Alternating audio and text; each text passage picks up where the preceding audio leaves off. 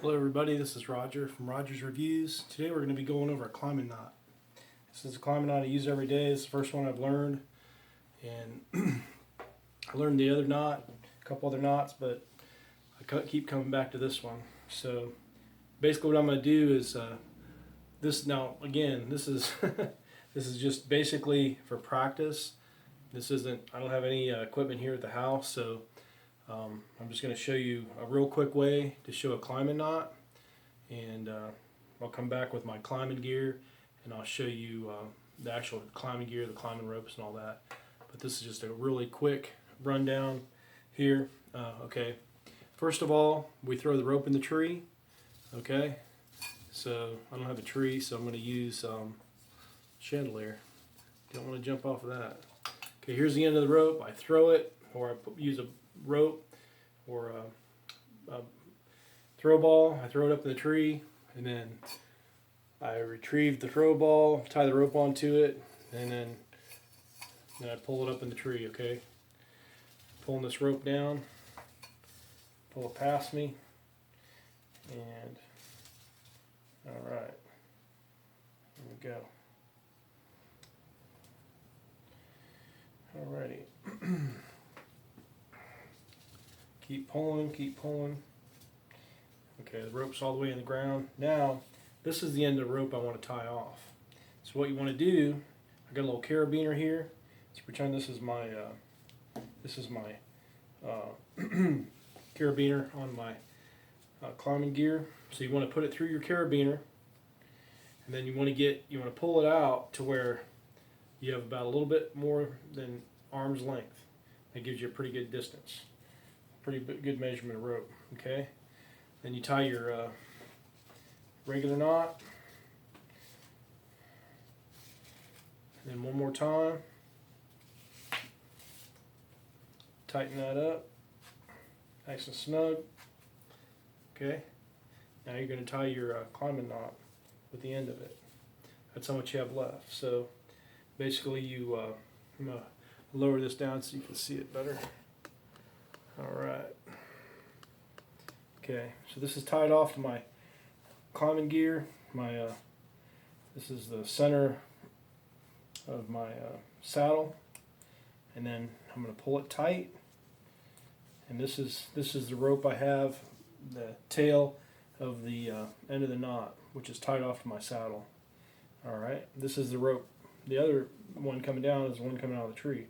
So basically what you do is you wrap it around once, wrap it around twice, and you wrap it around 3 times. Really nice and taut. Okay.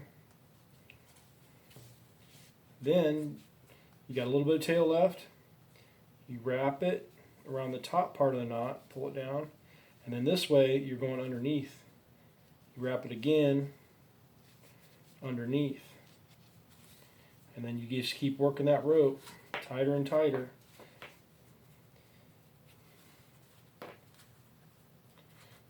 Okay. Then now, when it's tight enough, you can keep tightening it. And then all you want to do on the end of that rope, you want to tie this in a knot. You want to leave a knot at least that much. Because if this ever unravels, these have a tendency to work the way through. So you always want to tie a knot to keep that from happening. If that knot gets too tight and it gets up against here, you can tie off with your lanyard, and then you retie your knot and give yourself a little more slack. But you always want to have it barely, at least this amount of tail on your climbing knot. Okay. So you're tied off, double knotted to your saddle. And then you got your climbing knot, and you want to keep this tight too. The tighter you keep it, the easier it's going to be to use. And then basically you can pull yourself up the tree just by pulling on the ball of the rope and pulling the knot up. And then you can actually descend by just putting pressure on the top of that knot, and it'll slide right down. You can slide down as fast as you want, you'll burn the rope. But what you do is just put slight pressure on that knot, and you can actually come down. If you're a little heavier, you can use a couple more wraps on the top or bottom, and it'll give you more friction.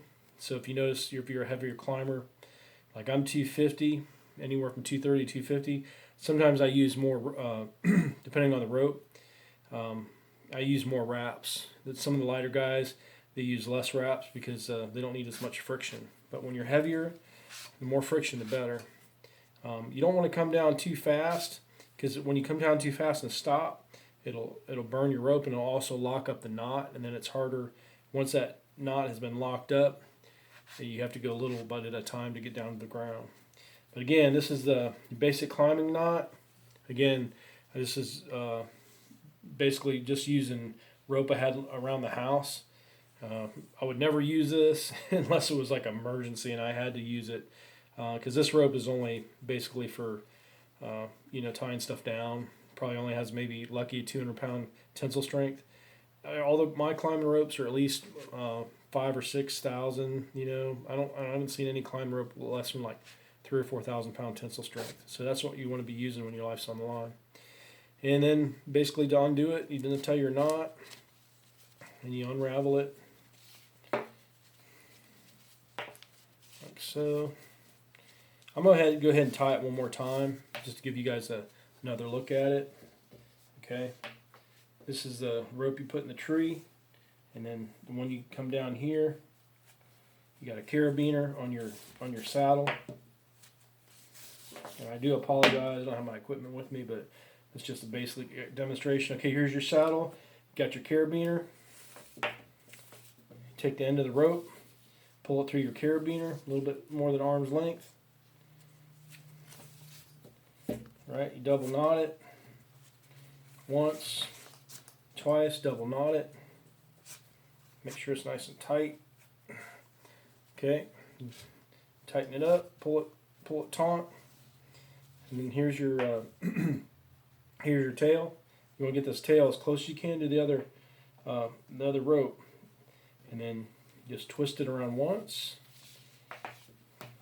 twist around twice, twist around 3 times.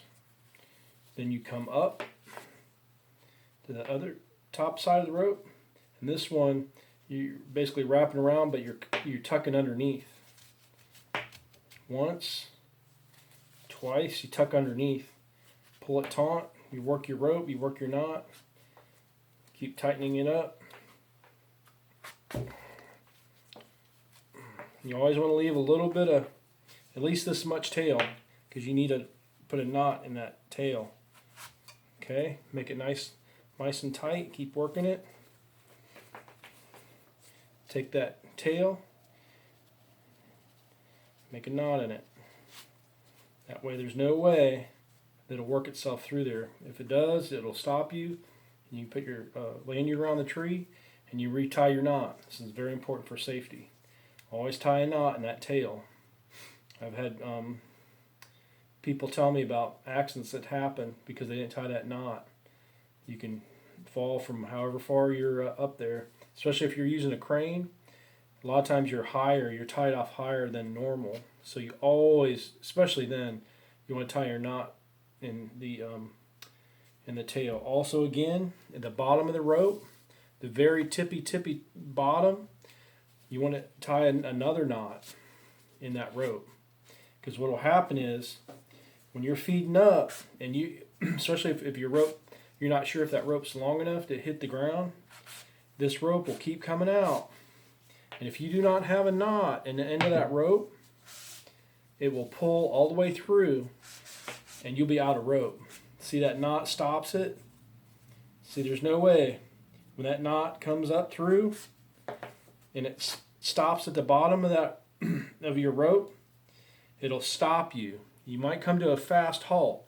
That's better than falling. Again, always have a knot in the end of your rope. Train your ground guys. Always put a knot in the end of that rope. That knot could save your life or keep you from getting hurt. So always tie a knot in the very end of your rope, about that far or even up a little further. Because when this comes through, you're climbing, especially if you're rappelling down from a crane, you could be coming down and not pay attention to how much rope you have. Once that rope reaches the bottom of your knot, your climbing knot, it's going to stop you. If it's not in there, I'm going to untie this knot and show you what happens.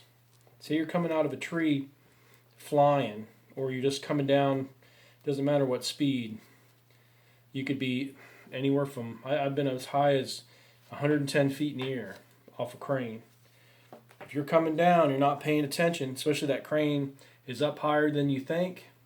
These ropes, they're like either 120 feet or 150 feet, but you could divide that by 2.